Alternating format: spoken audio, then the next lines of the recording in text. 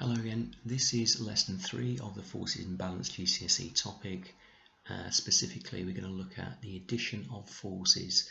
Now the first objective applies to foundation. It's something we covered in the last video, how collinear forces can be added, and there's a little starter which foundation people can do and then stop the video. Higher students need to recall how collinear forces, non-collinear forces rather, can be added, and then practice the addition of forces using the Isaac Physics website. Okay, so this is for all. Can you answer the questions, the 3 questions at the top there? For the following 3 situations, I'd like to assume that in each case the car is initially travelling at a constant speed from left to right. So have a look at those, pause the video, write down your solutions to each of those parts, and I'll give you the solutions in a moment. Okay, top on then, there's clearly no resultant force. 3,000 forward cancels out 3,000 backwards, so the car will continue to travel at a constant speed from left to right. Here you've got a resultant force of 1,000 to the left, so it'll cause it to decelerate or slow down. Remember, the car is already moving from left to right. Here you've got a resultant force of 1,000 to the right, so it will increase its speed, it will accelerate. Hope you got those. Foundation people, that's all you need to know from this video. Okay, higher people, you need to know what happens if forces don't act on the same line. And here we've got a situation of a plane with 4 forces acting on it. The thrust and the drag are collinear, so we can easily deal with those. And the lift and the gravity are collinear, so we can easily resolve those. So if we do that then, the total force in the vertical direction will be 25,000 minus 20,000, which gives us 5,000 upwards, and in the horizontal direction 13,000 minus 7,000, which gives us 6,000 to the left. However, we've now got a problem. We can't simply add these forces as we would do if they're collinear, because they're not acting along the same line, they're acting at right angles. So we've got 2 possibilities that we can use to solve this problem. We can either do it using a scale diagram or using trigonometry. You should be familiar with both. Okay, so can you put the title at the top into your notes? This needs to be copied down. I'm going to take you through how to build the scale diagram step by step, so you need to pause the video as we go through this. Okay then, so that's our situation, just as we had before. We can turn that into a force diagram. 5,000 newtons vertical, 6,000 newtons horizontal. The difference here is that I'd like you, in your exercise book, to draw these 2 force vectors using a scale of 1 centimetre is equal to 1,000 newtons. So that needs to be 5 centimetres high, that needs to be 6 centimetres across. So pause the video and draw in your lines. Okay, hopefully you've done that. We're now going to turn our force diagram into a parallelogram. In this case it's going to be a rectangle, and we're going to do that by drawing 2 dotted lines parallel to both force lines like this. So can you add those parallel lines to your diagrams now? Okay, to work out the resultant of those 2 forces then, all we need to do is to draw a single line, an arrow, which links the apexes of our parallelogram, our rectangle in this case, like that in green. Okay, so that is the direction of our resultant force. To work out its size, all you need to do is to take your ruler and measure the length of that in centimetres, and then using your scale here, convert that back into newtons. Okay. To work out the angle, I'm afraid you're going to have to get out your protractor and physically measure it. So again, can you pause the video, do that, record your results, and I'll go through the solutions in a moment. Okay, so you should have found that this line here was 7.8 centimetres, which converts to 7,800 newtons, and the angle should be around about 40 degrees. Don't worry if you're not spot on, the exam board will give you a little bit of tolerance there. Okay, so we can do it using a trig method rather than doing a scale diagram. So again, can you put that title at the top please and make a copy of this for your notes.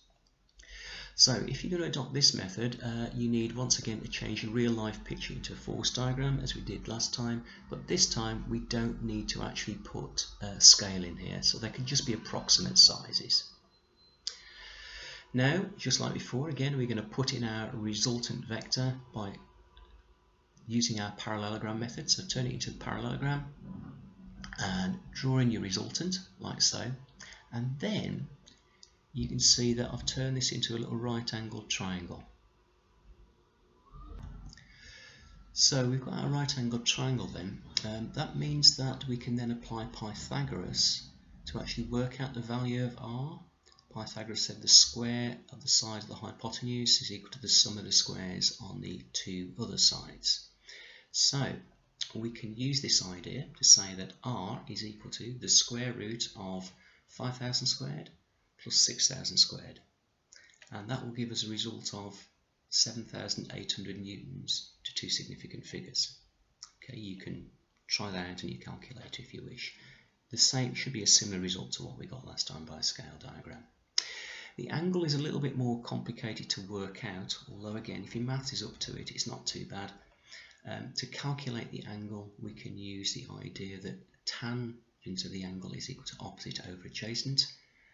So the opposite side is 5,000 newtons, the adjacent side is 6,000, so tan theta equals 5,000 over 6,000, which is 0.83, and then if you inverse tan on your calculator, you get about 40 degrees to two significant figures for your angle.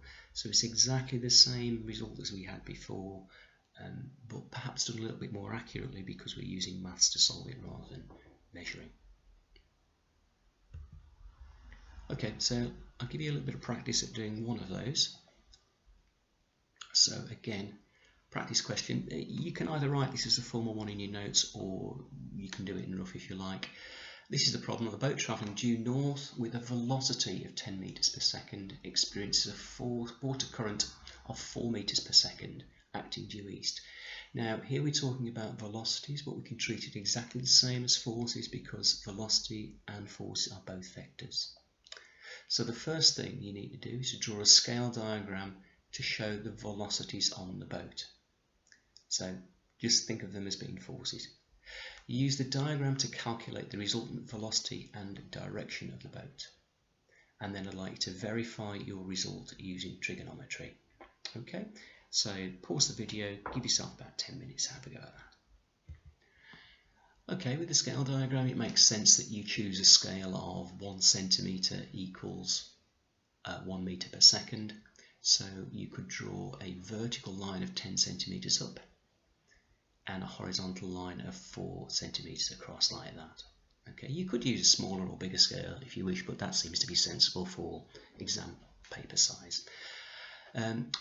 Resultant, draw in your parallelogram first of all, rectangle, link the apexes like so, that gives you a resultant, measure it, and you should end up with 10.8 centimetres, which of course converts to 10.8 metres per second.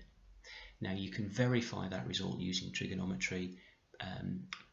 Well, if you haven't already done it, your answer should come to 10.8 metres per second. The angle, of course, you can measure using your protractor, or again, you can verify this using trig. That should be about 68 degrees. Hopefully, you've got that okay.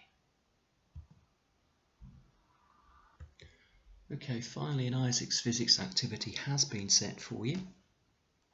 I'd like you to complete the Isaac physics activity, adding collinear forces and equilibrium. If you've not yet joined the group, the class code will be given to you on Show My Homework. Just a couple of things. Note that on Isaac physics, angles are measured clockwise with respect to the horizontal axes, and don't forget to use the correct number of sig figs. Now, by the angle, it tends to measure from there, so if you worked out what that angle was, you'd have to add 180 degrees onto there. It's a little quirk of the Isaac physics there. And here, I'm not going to talk through because I haven't got time, is a summary of what we've learned today.